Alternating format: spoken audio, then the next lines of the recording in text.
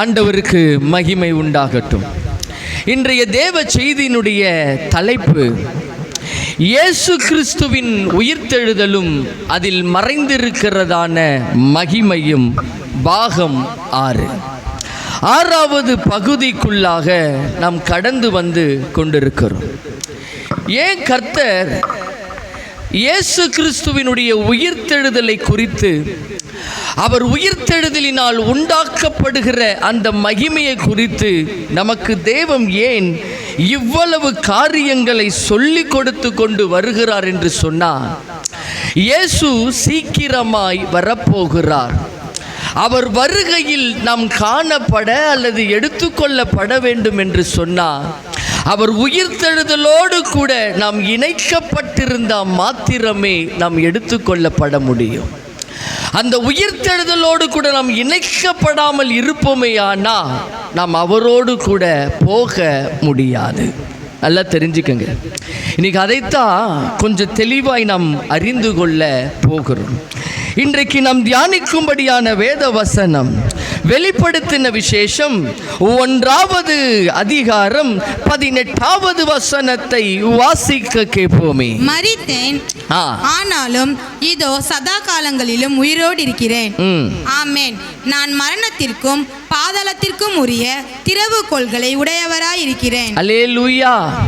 இந்த வசனம் என் ஆண்டவர் இயேசு கிறிஸ்துவை குறித்து சொல்லப்படுகிற ஒரு வசனம். என் ஆண்டவர் இயேசு கிறிஸ்து சொல்லுகிறார், மரித்தேன், ஆனாலும் இதோ சதா காலங்களிலும் உயிரோடு கூட இருக்கிறேன் என்று சொல்லுவாரையானா, இந்த வசனத்தின்படி அவர் மரணத்தை ஜெயமாக்கி அந்த மரணத்தை ஜெயத்திற்குள் கொண்டு வந்து அவர் உயிர்த்தெழுந்த படியினால் இனி அவருக்கு மரணம் இல்லை என்பதை காண்பிக்கிறது. 2வது, அவர் மரித்து உயிர்த்தெழுந்த படியினால் அவருடைய பிள்ளைகளாய் இருக்கிற நாமும் மரித்து உயிர்த்தெழுவோம் என்பதை நமக்கு முன் அறிவிக்கிறது தான் இவருடைய உயிர்த்தெழுதல். அப்போ அவர் எப்படி மரித்து உயிரோடு கூட எழுந்தாரோ அதே போல நாமும் ஒரு நாள் மரணத்தை சந்திப்போம், ஒரு நாள் அவர் வருகையில் உயிரோடு கூட எழுந்திருப்போம் என்கிற நம்பிக்கை அல்லது அந்த விசுவாசத்தை நமக்கு கொண்டு வருகிறது தான் இந்த வசனம். அப்படின்னா இந்த வசனத்தின்படி இயேசு மரித்து உயிர்த்தெழுந்தார் என்பது அடையாளமாய் காணப்படுகிறது என்று சொன்னார். அதே போல நாமும் ஒரு நாள் மரணத்தை சந்திப்போம், உயிரோடு கூட எழுந்திருப்போம். அல்லேலூயா, அல்லேலூயா. ஏன்னா வேதம் சொல்லுகிறது, இதோ மரணத்திற்கும் பாதாளத்துக்கும் உரிய திறவுகோலை உடையவராயிருக்கிறேன். அப்போ மரணத்திற்கும் பாதாளத்துக்கு ஒரு திறவுகோலை உடையவராய் இருக்கிறேன் என்று சொன்னால் அந்த பாதாளத்துக்குள்ளாக நாம் போய்விடக் கூடாது என்பதற்காகத்தான் அவர் மரணத்தை சந்தித்து அந்த மரணத்தை ஜெயமாக மாற்றி அவர் உயிரோடு கூட எழுந்ததின் நோக்கமே நாம் எல்லாரும் உயிர்த்தெழ வேண்டும் என்பதற்காகத்தான்.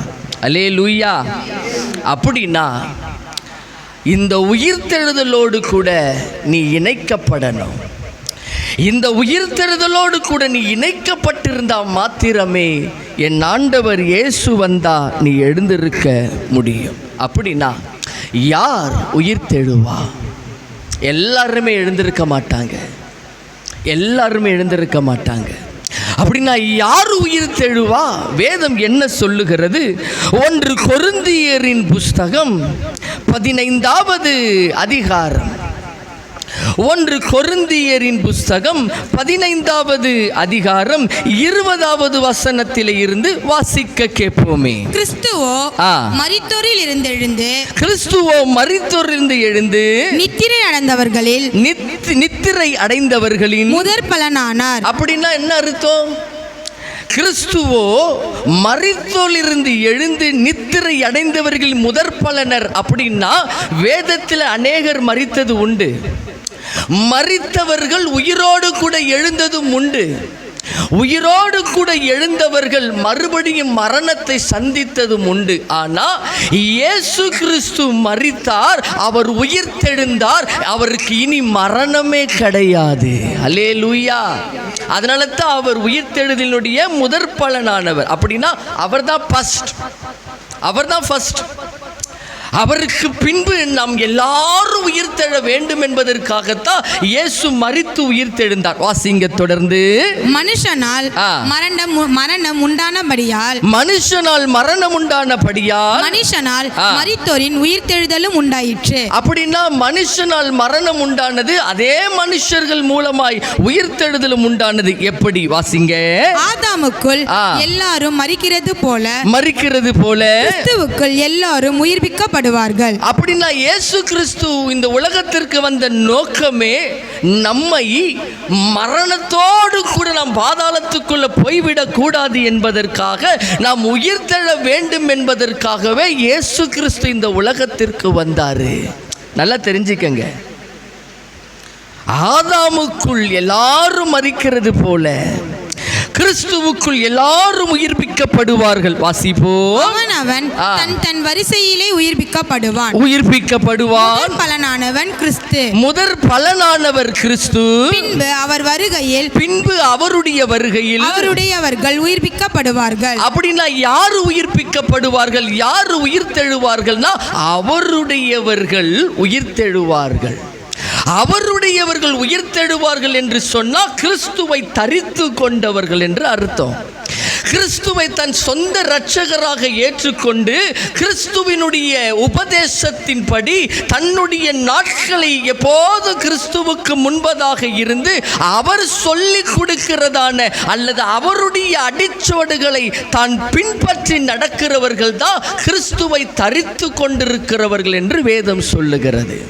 அப்படின்னா ஞானஸ்தானம் எடுத்து அந்த ஞானஸ்தானத்திற்கு முக்கியத்துவம் கொடுக்காம, அந்த ஞானஸ்தானத்திற்கு முக்கியத்துவம் தராதபடிக்கு பாவத்தில் ஈடுபட்டவர்கள் ஞானஸ்தானத்தை எடுத்திருந்தாலும் அவர்கள் உயிர்த்தெழ முடியாது. அவர்கள் மரிச்சாலும் எழுந்திருக்க மாட்டாங்க. ஏன்னா ஞானஸ்தானம் எடுத்துட்டு நிறைய பேர் குடிக்கிறவங்க எனக்கு தெரியும். ட்ரிங்க்ஸ் அடிக்கிறாங்க, எல்லா காரியமும் செய்கிறாங்க. அவர்கள் மரித்தாலும் உயிர்த்தெழ மாட்டார்கள். அப்போ அவர்கள் அவருடையவர்கள் அல்ல, அவர்கள் கிறிஸ்துவுடையவர்கள் அல்ல. ஆனால் அவர்கள் இருதயத்திற்குள்ள என்ன ஓடுகிறது? ஐ ஆம் வித் காட், நான் தேவனோடு கூட இருக்கிறேன், நான் ஞானஸ்தானம் பெற்றிருக்கிறேன் என்று நினைக்கிறாங்க. ஆனால் அவர்கள் இருதயத்திற்குள்ளாக அந்த எண்ணம் மாத்திரமே தான் இருக்குமே தவிர அவர்கள் கிறிஸ்துவர்கள் அல்ல. அல்லேலூயா. அதுதான் சொல்லுகிறது, அவருடையவர்கள் உயிர்ப்பிக்கப்படுவார்கள். அதன் பின்பு முடிவு உண்டாகும். வாசிப்போம். அப்பொழுது அவர் சகல துரைத்தனத்தையும்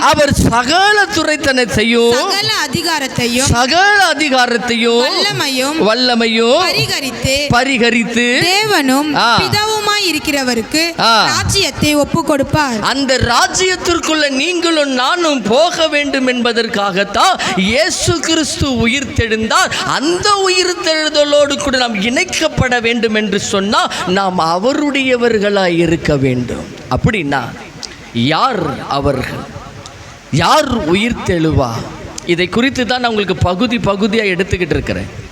ஞானஸ்தானத்தை எடுத்து அந்த ஞானஸ்தானத்திற்கு முக்கியத்துவம் கொடுக்கிறவர்கள் அவர் உயிர்த்தெழுதலோடு கூட அந்த ஞானஸ்தானம் நம்மை இணைக்கிறது என்பதை குறித்து பார்த்தோம்.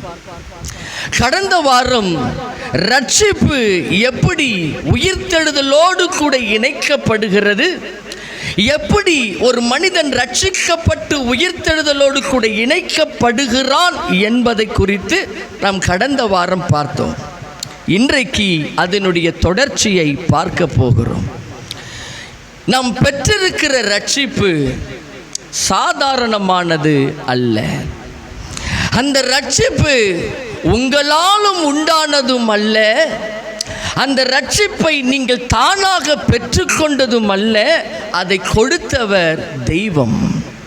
வேதம் சொல்லுகிறது, எபேசியரின் புஸ்தகம்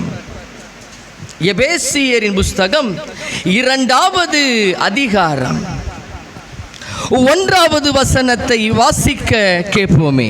அக்கிரமங்களினாலும் பாவங்களினாலும் மரித்தவர்களாய் இருந்த உங்களை உயிர்ப்பித்தார். நல்ல இந்த வசனத்தை கவனிங்க. அக்கிரமங்களிலும் பாவங்களிலும் மரித்தவர்களாய் இருந்த உங்களை உயிர்ப்பித்தார்.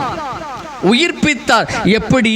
5வது வசனம், அக்கிரமங்களில் மரித்தவர்களாய் இருந்த நம்மை கிறிஸ்துவுடனே கூட உயிர்ப்பித்தார். அப்படின்னா அக்கிரமங்களில் பாவங்களில் மரித்த நம்மை உயிர்ப்பித்தார் என்று எழுதப்பட்டிருக்கிறது. எப்படி உயிர்ப்பித்தாரா? கிறிஸ்துவோடு கூட உயிர்ப்பித்தாரா? வாசிங்க தொடர்ந்து. கிருபையினாலே ரட்சிக்கப்பட்டீர்கள். கிருபையினாலே ரட்சிக்கப்பட்டீர்களே. அப்படின்னா எதற்கு இந்த ரட்சிப்பு? ஏன் கர்த்தர் இந்த ரட்சிப்பை நமக்கு தருகிறார்? ஏதோ நான் ஞானஸ்தானம் பெற்றுட்டேன், இயேசுவை ஏற்றுக்கொண்டேன், நான் ரட்சிக்கப்பட்டுட்டேன் என்று சுத்திக்கிட்டு இருக்கிறது அல்ல. நான் ரட்சிக்கப்பட்டேன்னு சொல்லி மாற தட்டிக்கிட்டு சுத்துகிறதுக்காகவும் அல்ல. இந்த ரட்சிப்பு உன்னை பரலோகத்திற்கு கொண்டு போக வேண்டும். அவர் உயிர்த்தெழுதலோடு கூட உன்னை இணைக்க வேண்டும். ஏன்? வேதம் சொல்லுகிறது 7வது வசனம், கிறிஸ்து இயேசுவுக்குள் நம்மை அவரோடு கூட எழுப்பி உன்னதங்களிலே அவரோடு கூட உட்காரவும் செய்தார். அப்படின்னா நீ ரட்சிக்கப்பட்டு அந்த ரட்சிப்புக்குள்ள நீ நிலைத்திருப்பையானா உன்னை பரலோகத்திற்கு கொண்டு போகக்கூடியது அதுதான். உன்னை எழுப்பக்கூடியது அதுதான். உன்னை தேவனுடைய வருகையில் அவரோடு கூட உன்னை கொண்டு சேர்க்கக்கூடியது அந்த ரட்சிப்பு தான். அப்ப அந்த ரட்சிப்புக்கு நீ எவ்வளவு முக்கியத்துவம் கொடுக்கணும்? வாசிங்க தொடர்ந்து 8வது வசனம். கிருபையினாலே விசுவாசத்தை கொண்டு ரட்சிக்கப்பட்டீர்கள். கிருபையினாலே விசுவாசத்தை கொண்டு ரட்சிக்கப்பட்டீர்கள். இது உங்களால் உண்டானதல்ல. அதனால தான் சொன்னேன், இது உங்களால் உண்டானது அல்ல, இது தேவனுடைய ஈவு. இது தேவனுடைய ஈவு. அப்படின்னா அவர் உன் மேல வச்சிருக்கிற அன்பு, அவர் உன் மீது வைத்திருக்கிற தயவு, அவர் உன் மீது வைத்திருக்கிற இரக்கத்தின் நிமித்தம்தான் உன் அக்கிரமங்களையும் உன் பாவங்களையும் மன்னித்து அவர் உன்னை தன்னுடைய இரத்தத்தினாலே கழுவி உன்னை ஞானஸ்தானத்திற்குள் வழிநடத்தி அந்த ஞானஸ்தானத்தை உன்னை பெற வைத்து அதன் மூலமாய் உன்னை ரட்சித்து அந்த ரட்சிப்பின் மூலமாக உன்னை உயிரோடு கூட எழுப்பும்படி அந்த உயிர்த்தெழுதலோடு உன்னை இணைக்கிறார். அல்லேலூயா. அந்த ரட்சிப்பை குறித்து உனக்கு பயம் இருக்கணும். அந்த ரட்சிப்பை குறித்து உனக்கு நடுக்கம் இருக்கணும். வாசிப்போமே. பிலிப்பியரின் புஸ்தகம் 2வது அதிகாரம். பிலிப்பியரின் புஸ்தகம் 2வது அதிகாரம் 12வது வசனத்தை வாசிக்க கேட்போமே. ஆதலால் எனக்கு பிரியமானவர்களே நீங்கள் எப்பொழுதும் கீழ்ப்படுகிறபடியே நான் உங்களுக்கு சமீபமாய் இருக்கும் பொழுது மாத்திரமல்ல, நான் தூரமாய் இருக்கிற இப்பொழுதும் அதிக பயத்தோடும். அவர் சொல்லுகிற வார்த்தையை கவனிங்க. அதிக பயத்தோடும் நடுக்கத்தோடும் உங்கள் ரட்சிப்பு நிறைவேற பிரயாசப்படுங்கள். அப்படின்னா அந்த ரட்சிப்புல நீ பூரணப்படணும். ஞானஸ்தானம் என்று சொல்லப்படுகிறது ரட்சிப்பினுடைய ஆரம்பம். அந்த ஞானஸ்தானத்திற்குள் நீ வருகிறதின் அனுபவமே உன்னை ரட்சிப்புக்குள்ள கொண்டு வருகிறது தான். அந்த ரட்சிப்புக்குள் நீ வந்த பின்பு உன் இஷ்டத்தின்படி நடக்கிறது அல்ல, உன் இஷ்டப்படி வாழ்கிறதும் அல்ல. அந்த ரட்சிப்பை நீ பூரணத்திற்குள்ள கொண்டு வரணும். அப்படின்னா உன் வாழ்க்கையில் ஒரு மனமாற்றம் இருக்க வேண்டும். அல்லேலூயா. அந்த மனமாற்றத்திற்கு பேரு தான் ரட்சிப்பு. அந்த மனமாற்றம் வரல அப்படின்னா அவர்கள் ரட்சிக்கப்படவில்லை என்று வேதத்தில் எழுதப்பட்டிருக்கிறது. அல்லேலூயா. அதனால தான் அவர் சொல்லுகிறார், அதிக பயத்தோடும் நடுக்கத்தோடும் உங்கள் ரட்சிப்பு நிறைவேற பிரயாசப்படுங்கள். அதை பூரணத்துக்குள்ள கொண்டு வா என்று வேதம் சொல்லுகிறது. கடந்த வாரத்தில் தேவனை அறியாதவர்களை என் ஆண்டவர் இயேசு கிறிஸ்து ரட்சித்து அவர்களை எப்படி உயிர்த்தெழுதலோடு கூட இணைத்தார் என்பதை குறித்து நாம் பார்த்தோம். இன்றைக்கு தேவனை அறிந்தவர்களே ரட்சிக்கப்படாமல் இருக்கும் பொழுது அந்த ரட்சிப்பை அவர்களுக்கு காண்பித்து அந்த ரட்சிப்புக்குள் அவர்களை நடத்தி அவர்களை எப்படி உயிர்த்தெழுதலோடு கூட இணைத்தார் என்பதை பார்க்க போகிறோம். அல்லேலூயா. இன்னைக்கு பல நேரங்களில் ஆண்டவரை தெரிந்தவர்களே ரட்சிப்புனா என்னன்னு தெரியாமல் இருக்கிறாங்க. ஆண்டவரை குறித்து நல்லா தெரிந்தவர்கள் தான், ஆனால் ரட்சிப்பு தெரியலை. வேதத்தில் கொர்நேலியு என்று சொல்லி ஒரு தேவ மனுஷன் இருக்கிறான். அப்போஸ்தலர் நடவடிக்கைகளின் புஸ்தகம் 10வது அதிகாரம். அப்போஸ்தலர் 10வது அதிகாரம் 1வது வசனத்தை வாசிக்க கேட்போமே. இத்தாலியா பட்டாளம் எண்ணப்பட்ட பட்டாளத்திலே 100க்கு அதிபதியாகிய கொர்நேலியு என்னும் பேர் கொண்ட ஒரு மனுஷன் செசரியா பட்டணத்திலே இருந்தான். கொர்நேலியு என்கிற பேர் கொண்ட ஒரு மனுஷன் செசரியா பட்டணத்தில் இருக்கிறான். அவன் யாரு? சாதாரண ஆள் அல்ல. 100க்கு அதிபதி அப்படின்னா ஒரு பெரிய தலைவன், அவன் ஒரு பெரிய அதிபதி. அந்த தேசத்தில் அவன் ஒரு பெரிய அதிபதி. அவன் எப்படிப்பட்டவனாய் இருக்கிறானா? 2வது வசனம், அவன் தேவ பக்தி உள்ளவனும். யார் அந்த கொர்நேலியு? தேவ பக்தி உள்ளவன். வாசிப்போ. தன் வீட்டார் அனைவரோடும் தேவனுக்கு பயந்தவனுமாய் இருந்து. ஒரு பக்கம் அவன் தேவ பக்தி உள்ளவன், இன்னொரு பக்கம் அவன் தேவனுக்கு பயந்து நடக்கிற ஒரு மனுஷன். தேவ பக்தி என்று சொல்லப்படுகிறது ஆண்டவருக்கும், அதாவது கர்த்தருக்கு முக்கியத்துவம் கொடுக்கிறது. தேவனுக்கு பயந்து என்று சொல்லப்படுகிறது அவர் சொல்லுகிற வார்த்தையின்படி அல்லது அந்த காலகட்டத்தில் எழுதப்பட்ட நியாயப்பிரமாணத்தின்படி தன்னை ஒப்பு கொடுத்து அதன்படி நடக்கிறதற்கு பேரு தான் பயந்து நடக்கிறது. அல்லேலூயா. அவன் தேவ பக்தி உள்ளவனும் தன் வீட்டார் அனைவரோடு கூட தேவனுக்கு பயந்தவனுமாயிருக்கிறான். அப்படின்னா அவன் மாத்திரமல்ல, தன் வீட்டையே தேவனுக்கு முன்பதாக நிறுத்தி வச்சிருக்கிறான். தன் வீட்டையே தேவனுக்கு கீழ்ப்படியும்படிக்கு வச்சிருக்கிறான். தன் வீட்டையே கர்த்தருக்கு முக்கியத்துவம் கொடுக்க வேண்டும் என்று சொல்லி வைத்திருக்கிறான். அவன் எல்லாரையுமே கர்த்தருக்குள்ள நடத்தி கொண்டு வருகிறான். அல்லேலூயா. வாசிங்க. ஜனங்களுக்கு மிகுந்த தர்மங்களை செய்து எப்பொழுதும் தேவனை நோக்கி ஜெபம் பண்ணி கொண்டிருந்தான். அப்படின்னா எப்போதும் தேவனை நோக்கி ஜெபிக்கிற ஒரு மனுஷன் அவன். தேவனோடு கூட ஒரு உறவு வச்சிருக்கிறவன், தேவனோடு கூட ஒரு ஐக்கியம் வச்சிருக்கிறவன். அந்த ஐக்கியம் மாத்திரமல்ல, தேவனுக்கு எது பிரியம், ஆண்டவர் எதை விருப்பப்படுவார், தேவன் எதை விருப்பப்படுவார் என்பதை அறிந்து தான தர்மங்களை செய்து கொண்டு வருகிறார். அப்படின்னா ஏழைக்கு இறங்குகிறது கர்த்தருக்கு பிரியம் என்பது அவனுக்கு தெரியும். அப்படின்னா ஆண்டவருக்கு பிரியமா நடக்கிறவன், எப்போ ஜபித்து கொண்டிருக்கிறவன், தேவனுக்கு தேவ பக்தி உள்ளவன், தேவனுக்கு தன்னுடைய குடும்பத்தாரோடு சேர்ந்து பயந்து நடக்கிறவன். ஒரு நாள் அவன் ஜெபித்து கொண்டிருக்கிறான். ஜெபித்து கொண்டிருக்கும் போது நடந்த சம்பவம் என்ன? 3வது வசனம்.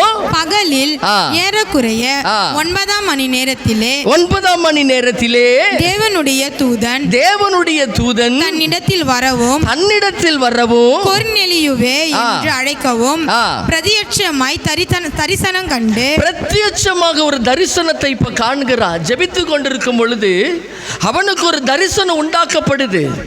அந்த தரிசனத்தில் தேவதூதன் இறங்கி வந்து அவனுக்கு முன்னாடி நின்று அவன் பேரை சொல்லி கூப்பிடுறான். கொர்நேலியுவே என்று கூப்பிட்டு என்ன சொல்றான்? வாசிங்க. அவனை உற்று பார்த்து பயந்து ஆண்டவரே என்ன என்றான். ஆண்டவரே என்ன? ஏன் உற்று பார்த்து பயப்படுறான்? இது வரைக்கும் அப்படிப்பட்ட தரிசனத்தை அவன் பார்த்தது இல்லை.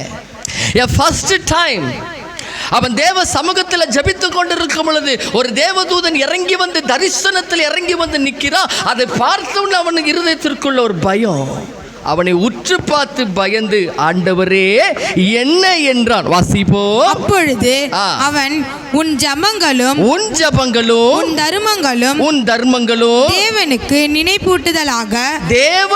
நினைப்பூட்டுதலாக அவர் சந்நிதியில் வந்தெட்டி இருக்கிறது. அப்ப எந்த அளவுக்கு அவன் தேவனுக்கு முன்பதாக உண்மையா இருந்திருக்கணும், எந்த அளவுக்கு கர்த்தருக்கு அவன் முக்கியத்துவம் கொடுத்திருக்கணும், எந்த அளவுக்கு தேவனுக்கு அவன் பிரியமா நடந்திருக்கணும். அவன் ஜபங்களும் அவனுடைய தான தர்மங்களும் தேவனுடைய சன்னிதானத்தில் போய் நிற்கிது. அப்ப அந்த அளவுக்கு தேவனுக்கு பிரியமா நடந்திருக்கிற இந்த கொர்நேலியு பரலோகத்துக்கு போக முடியாது. நல்லா தெரிஞ்சுக்கங்க, கர்த்தரை தெரிந்து வைத்தவன், தேவனோடு கூட இணைக்கப்பட்ட இவன் தான் பரலோகத்திற்குள்ள போக முடியாது. எப்படி? வாசிங்க தொடர்ந்து. இப்பொழுது நீ யோப்பா பட்டணத்துக்கு மனுஷரை அனுப்பி பேதுரு என்று மறுபேர் கொண்ட சீமோனை அழைப்பி அவன் தோல் பதனிடுகிறவன் ஆகிய சீமோன் என்னும் ஒருவனிடத்திலே தங்கி இருக்கிறான். அவனுடைய வீடு கடலோரத்தில் இருந்து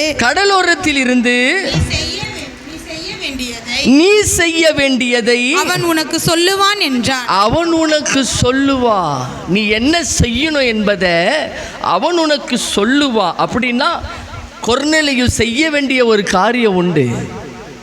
அவன் தேவனுக்கு பயந்து நடக்கிறவன் தான், தேவனுக்கு முக்கியத்துவம் கொடுக்கிறவன் தான். அவன் தான தர்மங்களும் ஜபங்களும் கர்த்தருடைய சன்னிதானத்திற்குள்ள போனது உண்மைதான். ஆனா அந்த கொர்நேலியு இன்னும் செய்ய வேண்டிய ஒரு காரியம் உண்டு. அது என்ன? அப்போஸ்தலர் நடவடிக்கைகளின் புஸ்தகம் 11வது அதிகாரம். அப்போஸ்தலர் நடவடிக்கைகளின் புஸ்தகம் 11வது அதிகாரம் 13-14 வசனங்களை வாசிப்போம். அவனோ தன் வீட்டிலே ஒரு தேவதூதன் நிற்கிறதை கண்டதாகவும் யோப்பா பட்டணத்தில் இருக்கிற பேதுரு என்று மறுபேர் கொண்ட சீமோனை அழைக்கும்படிக்கு மனுஷரை அவ்விடத்திற்கு அனுப்பு. நீயும் உன் வீட்டார் அனைவரும் ரட்சிக்கப்படுவதற்கு ஏதுவான வார்த்தைகளை அவன் உனக்கு சொல்லுவான் என்று அந்த தூதன் தனக்கு சொன்னதாகவும் எங்களுக்கு அறிவித்தான். அப்படின்னா தேவனோடு கூட இருக்கிறவன் தான், ஆனா ரட்சிப்புனா என்னன்னு அவனுக்கு தெரியாது. நல்லா ஜபிக்கிறவன் தான், ஆனா ரட்சிப்புனா என்னன்னு அவனுக்கு தெரியாது. அவன் தான தர்மங்களும் அவன் ஜபங்களும் பரலோகத்தில் போய் நிற்கிறது. ஆனா இவன் பரலோகத்திற்கு போக முடியாது என்பதினால தேவன் தம்முடைய தூதனை அனுப்பி இவனுக்கு சொல்லுகிறாரு, பேதுரு என்கிற ஒருத்தன் இருக்கிறான், அவனை கூட்டிக்கிட்டு வா, அவன் வந்து உனக்கு ரட்சிப்புக்கு ஏதுவான காரியங்களை சொல்லுவான். அப்படின்னா, ஓ கொர்நேலியுவே, நீ தேவனுக்கு பிரியமா நடக்கிற, ஆனா நீ ரட்சிக்கப்படலை, நீ பரலோகத்துக்கு வர முடியாதுப்பா. நல்லா தெரிஞ்சுக்கங்க, எப்படி இவர்களை இணைக்கிறாருன்னு பாருங்க. அவன் ரட்சிப்புக்கு ஏதுவான வார்த்தைகளை சொல்லுவான் என்று அந்த தூதன் எனக்கு சொன்னதாக எங்களுக்கு அறிவித்தான். பேதுருவை கூட்டிட்டு வர சொல்றாங்க. பேதுரு வந்துட்டான், கொர்நேலியு வீட்டில் இருக்கிறான். கொர்நேலியு எல்லாரையும் கூட்டிட்டு, அவங்க வீட்டில் இருக்கிற எல்லாரையும் கூட்டு உட்கார வச்சுட்டான். பேதுரு பேச ஆரம்பிக்கிறான். அப்போஸ்தலர் 10வது அதிகாரம் 34வது வசனத்தை வாசிக்க கேட்போமே. அப்பொழுது பேதுரு பேச தொடங்கி தேவன் பட்சபாதம் உள்ளவர் அல்ல என்றும், அவர் பட்சபாதம் உள்ளவர் அல்ல என்றும், எந்த ஜனத்திலாகிலும் அவருக்கு பயந்திருந்து நீதியை செய்கிறவன் எவனோ அவனே அவருக்கு உகந்தவன் என்றும் நிச்சயமாய் அறிந்திருக்கிறேன். அதனால தான் இவனை கூட்டிக்கிட்டு வான்னு சொல்றாரு. இவன் ஆண்டவருக்கு வேதம் சொல்லுகிறது, எந்த ஜனத்தினாலும் அவருக்கு பயந்திருந்து நீதியை செய்கிறவன் எவனோ. அப்படின்னா இவன் நீதிமா. பழைய ஏற்பாட்டு காலத்தின்படி கொர்நேலியு நீதிமா, ஆனா புதிய ஏற்பாட்டு காலத்தின்படி ரட்சிக்கப்படாதவன். பழைய ஏற்பாட்டு காலத்தின்படி நியாயப்பிரமாணத்தின்படி நடக்கிறவன், ஆனா புதிய ஏற்பாட்டு காலத்தின்படி இயேசு கிறிஸ்துவின் இரத்தத்தினால கழுவப்படாதவன். பழைய ஏற்பாட்டு காலத்தின்படி பலிகளை செலுத்தி தேவனுக்கு பிரியமா நடக்கிறான், ஆனா புதிய ஏற்பாட்டு காலத்தின்படி அவனுக்குள் கிறிஸ்து வாசமா இல்லை, பரலோகம் போக முடியாது. ஏன்னா ரட்சிப்பு இயேசு கிறிஸ்து அதாவது இயேசு கிறிஸ்து மரிக்கிறதற்கு முன்பதாக வரைக்கும் நியாயப்பிரமாணத்தின்படி தான் ஒரு மனிதனுடைய மரணம் இருக்கும். ஆனால் இயேசு கிறிஸ்து மரித்து உயிர்த்தெழுந்ததற்கு பின்பு அவர் மூலமாகத்தான் ரட்சிப்பு. அந்த ரட்சிப்பு ஞானஸ்தானத்தின் மூலமாகத்தான் உண்டாக்கப்படுகிறது. அந்த ஞானஸ்தானத்தை எடுக்காம ஒருவனும் பரலோகத்துக்கு போக முடியாது. அவன் பரிசுத்தவானாகவே இருந்தாலும் போக முடியாது. அதனால தான் வேதம் சொல்லுகிறது, எந்த ஜனத்திலும் அவருக்கு பயந்திருந்து நீதியை செய்கிறவன் எவனோ அவனே அவருக்கு உகந்தவன் என்று நிச்சயமாய் அறிந்திருக்கிறேன். வாசிங்க. எல்லாருக்கும் கர்த்தராய் இருக்கிற இயேசு கிறிஸ்துவை கொண்டு, எல்லாருக்கும் கர்த்தராய் இருக்கிற இயேசு கிறிஸ்துவை கொண்டு அவர் சமாதானத்தை சுவிசேஷமாய் கூறி. அப்படின்னா கிறிஸ்துவினுடைய சுவிசேஷம் அறிவிக்கப்படணும். கிறிஸ்துவினுடைய சுவிசேஷத்தின் மூலமாகத்தான் கிறிஸ்து எப்படிப்பட்டவர் என்பதை புரிந்து கொள்ள முடியும். இப்போ அவனுக்கு சுவிசேஷம் அறிவிக்கப்பட வேண்டும். யாருக்கு? கொர்நேலியுவுக்கு. யாரை குறித்து? கிறிஸ்துவை குறித்த சுவிசேஷம் அவனுக்கு அறிவிக்கப்படணும். அதுதான் இங்கே வேதம் சொல்லுகிறது. எல்லாருக்கும் கர்த்தராய் இருக்கிற இயேசு கிறிஸ்துவை கொண்டு அவர் சமாதானத்தை சுவிசேஷமாய் கூறி இஸ்ரவேல் புத்திரருக்கு அனுப்பின வார்த்தையை அறிந்திருக்கிறீர்களே. அனுப்பின வார்த்தைகளை அறிந்திருக்கிறீர்களே. வாசிங்க. யோவான் ஞானஸ்தானத்தை குறித்து பிரசங்கித்த பின்பு கலிலேயா நாடு முதற்கொண்டு யூதேயா தேசமெங்கும் நடந்த சந்ததி இதுவே. நசரேயனாகிய இயேசுவை தேவன் பரிசுத்த ஆவியினாலும் வல்லமையினாலும் அபிஷேகம் பண்ணினார். அவரை அபிஷேகம் பண்ணினார். இயேசு கிறிஸ்துவை குறித்து விளக்கமா சொல்றாங்க. ஏன் இவ்வளவு விளக்கத்தை சொல்றான் அப்படின்னா, இந்த கொர்நேலியுவுக்கும் இந்த கொர்நேலியு குடும்பத்திற்கும் ஏற்கனவே சுவிசேஷம் அறிவிக்கப்பட்டது. ஆனா அந்த சுவிசேஷத்தை அவங்க காதுல வாங்கல. என்ன வாங்கல? அதை உதாசீனப்படுத்திட்டான். ஏன்னா அவன் பழைய ஏற்பாட்டு காலத்தின்படி நடக்கிறவன், பழைய ஏற்பாட்டு காலத்துக்கு முக்கியத்துவம் கொடுக்கிறவன், நியாயப்பிரமாணத்தின்படி செயல்பட்டு கொண்டு வருகிறவன். இப்போ கிறிஸ்துவை குறித்து அதனால தான் இங்கே வேதம் சொல்லுகிறது, எல்லாருக்கும் கர்த்தராகி இயேசு கிறிஸ்துவை கொண்டு அவர் சமாதானத்தை சுவிசேஷமாய் கூறி இஸ்ரவேல் புத்திரருக்கு அனுப்பின வார்த்தையை அறிந்திருக்கிறீர்களே. அப்படின்னா அவனுக்கு சுவிசேஷம் அறிவிக்கப்பட்டிருக்கிறது. அவன் காதுகளில் இயேசு கிறிஸ்துவை குறித்த காரியம் விழுந்திருக்கிறது. ஆனால் அவன் என்ன பண்ணல? அதை எடுத்துக்கல. அந்த சுவிசேஷத்தை உதாசீனப்படுத்திட்டான். அந்த சுவிசேஷத்தை நிராகரிச்சிட்டான். அதை சொல்லிட்டு தான் அந்த இயேசு கிறிஸ்துவை குறித்து பேதுரு தெளிவா அவனுக்கு சொல்லுகிறான். 41வது வசனம்.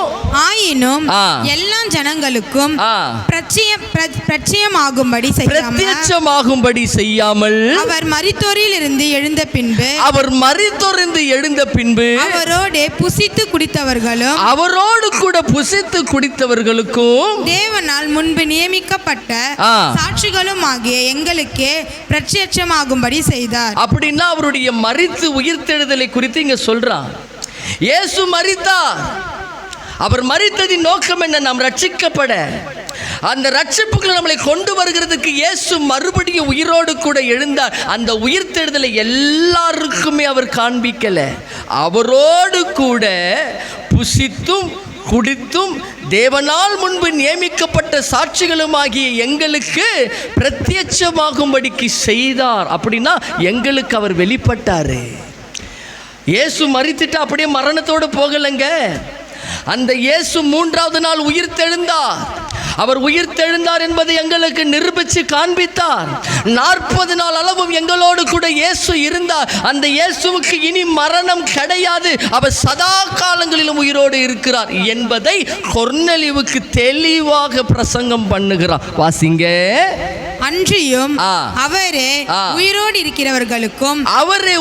இருக்கிறவர்களுக்கும் மரித்தோர்களுக்கும் தேவனால் ஏற்படுத்தப்பட்ட நியாயாதிபதி என்று ஜனங்களுக்கு பிரசங்கிக்கவும்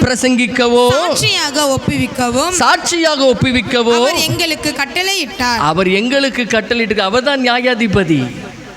அவர் இல்லாம பரலோகத்துல போக முடியாது. ஓ கொர்நேலியுவே, அழகா சொல்றான், அவர் இல்லாம போக முடியாது. வாசிங்க 43. அவரை விசுவாசிக்கிறவன் எவனோ அவன் அவருடைய நாமத்தினாலே பாவ மன்னிப்பை பெறுவான் என்று தீர்க்கதரிசிகள் எல்லாரும் அவரை குறித்தே சாட்சி கொடுக்கிறார்கள் என்றான். அப்படின்னா உன்னுடைய பாவம் மன்னிக்கப்படினா அது ரத்தத்தினால தான் முடியும். அவருடைய மூலமாகத்தான் உன் பாவ மன்னிப்பு நீக்கப்பட முடியும். அதனால தான் இங்க சொல்லுது, அவரை விசுவாசிக்கிறவன் எவனோ அவன் அவருடைய நாமத்தினாலே பாவ மன்னிப்பை பெறுவான் என்று தீர்க்கதரிசிகள் எல்லாரும் நிச்சயமா சொல்லியிருக்கிறார்களே. 44. இந்த வார்த்தைகளை பேதுரு பேசிக் கொண்டிருக்கையில் வசனத்தை கேட்ட யாவர் மேலும் பரிசுத்த ஆவியானவர் இறங்கினார். இப்ப அவர் கிரியை செய்ய ஆரம்பிக்கிறாரு. இவன் பேச பேச அதை கேட்க கேட்க பரிசுத்த ஆவியான அந்த இடத்துல இறங்குறார். கொர்நேலியு வீட்டில் தேவ மகிமை இறங்குது, தேவ பிரசன்னம் இறங்குது. எல்லாருமே பரிசுத்த ஆவியில நிரப்பப்படுகிறார்கள். வாசிங்க 47வது வசனம். அப்பொழுது பேதுரு நம்மை போல பரிசுத்த ஆவியை பெற்ற இவர்களும் ஞானஸ்தானம் பெறாதபடிக்கு எவனாகிலும் தண்ணீரை விலக்கலாமா என்று சொல்லி, அப்படின்னா அந்த கொர்நேலியு வீட்டார் அனைவருக்கும் என்ன பண்றான்? ஞானஸ்தானத்தை குறித்து சொல்றான். பரிசுத்த ஆவியை பெற்றிருக்கிறீங்க, தேவனுடைய சாட்சியை கேட்டுட்டீங்க, இதுக்கு மேலேயும் நீ என்ன பண்ணக்கூடாது? ஞானஸ்தானத்தை விலக்கி வைக்க கூடாது, தள்ளி போடக்கூடாது, இன்னொரு நாள் பார்த்துக்கலான்னு சொல்லக்கூடாது. சொல்லிட்டு என்ன செய்யறான்? 48. கர்த்தருடைய நாமத்தினாலே அவர்களுக்கு ஞானஸ்தானம் கொடுக்கும்படி கட்டளையிட்டான். அப்பொழுது சில நாள் அங்கே தங்கும்படி அவனை வேண்டிக் கொள்ளுகிறார்கள். இன்னும் சத்தியத்தை அறிந்து கொள்ள. அப்படின்னா கொர்நேலியு தேவனுக்கு பிரியமானவன், ஆனா பரலோகம் போக முடியாது. அந்த பரலோகத்துக்கு அவனை கொண்டு போகிறதுக்கு பேதுருவை கொண்டு வர சொல்லுகிறாரு. அவனுக்கு ரட்சிப்பை குறித்து சொல்றார். அந்த ரட்சிப்பை குறித்து அவன் கேள்விப்படுகிறான். ஞானஸ்தானத்துக்கு தன்னை ஒப்பு கொடுக்கிறான், ஞானஸ்தானத்தை பெறுகிறான். இப்போ அந்த கொர்நேலியு தேவனோடு கூட இணைக்கப்பட்டது மாத்திரமல்ல, அவன் வருகையிலும் இணைக்கப்பட்டு விட்டான். அல்லேலூயா. அதற்குத்தான் ரட்சிப்பு. ஏன் அவனை வேதம் சொல்லுது? கர்த்தருடைய நாமத்தினாலே அவர்களுக்கு ஞானஸ்தானம் கொடுக்கும்படி கட்டளையிட்டான். அப்பொழுது சில நாள் அங்கே தங்கும்படி அவனை வேண்டிக் கொண்டார்கள். எதற்கு வேண்டிக்கிட்டாங்க? அந்த ரட்சிப்பை பூரணப்படுத்த. ரட்சிப்பை அப்படின்னா என்ன அர்த்தம்? நீ ரட்சிக்கப்பட்டுட்டியா? அந்த ரட்சிப்பை பூரணப்படுத்தணும் அப்படின்னா உனக்கு சத்தியம் தெரியணும்னு அர்த்தம். அப்போ அந்த சத்தியத்துக்கு நீ முக்கியத்துவம் கொடுக்கணும். அந்த சத்தியத்திற்கு முக்கியத்துவம் கொடுக்கணும்னா வீட்டிலே உட்காந்துருந்தா வேலை நடக்காது. சபைக்கு வரணும், சபைக்கு முக்கியத்துவம் கொடுக்கணும், சபையில் சொல்லி கொடுக்கப்படுகிற காரியத்தை கவனிக்கணும், அந்த சபையில் சொல்லி கொடுக்கப்படுகிற சத்தியத்தை கவனிக்கணும். அந்த சத்தியத்தை தன்னுடைய வாழ்க்கையில் கொண்டு வந்து அதை நடைமுறையாய் கொண்டு வருகிறவர்கள் தான் கிறிஸ்துவை தரித்து கொண்டவர்கள். அவர்தான் அவர்களுடையவர்கள். அல்லேலூயா. கொர்நேலியு கர்த்தரோடு கூட இருந்தோம், கர்த்தருக்கு விலகி நின்னான். அவன் கர்த்தரோடு கூட தான் இருக்கிறான், ஆனா அவன் கர்த்தருக்கு விலகி நின்றவனாய் காணப்பட்டான். இப்போ அந்த ரட்சிப்பின் மூலமாக அவன் கர்த்தரோடு இன்னும் நெருக்கப்பட்டு விட்டான், உயிர்த்தெழுதலோடு இணைக்கப்பட்டு விட்டான். அல்லேலூயா. அதற்குத்தான் இந்த ரட்சிப்பு. நல்லா தெரிந்து கொள்ளுங்கள். ஒவ்வொரு காரியத்தையுமே நாம் அறிந்து கொள்ள வேண்டும். என கருமையான தேவ ஜனமே, ரட்சிப்பினுடைய பல அனுபவங்கள் உண்டு. அந்த ரட்சிப்பினுடைய அனுபவத்தை நாம் அறிந்து கொள்ள வேண்டும். ஒவ்வொரு காரியத்தையும் தெரிஞ்சுக்கணும். ஆண்டவர் எப்படி ஒரு மனிதனை ரட்சிப்புக்குள்ளே கொண்டு வருகிறார், அந்த ரட்சிப்பு எப்படி அவனை உயிர்த்தெழுதலோடு கூட இணைக்கிறது, அந்த ரட்சிக்கப்பட்டவனாய் அவன் எப்படி உயிர்த்தெழுதலில் காணப்படுவான் என்பதின் பல காரியங்களை நாம் அறிந்து கொள்ள வேண்டும். அல்லேலூயா. இந்த தேவ செய்தியினுடைய தொடர்ச்சி அடுத்த வாரம் இருக்கும். God bless you. கர்த்தர் உங்களை ஆசீர்வதிப்பாராக.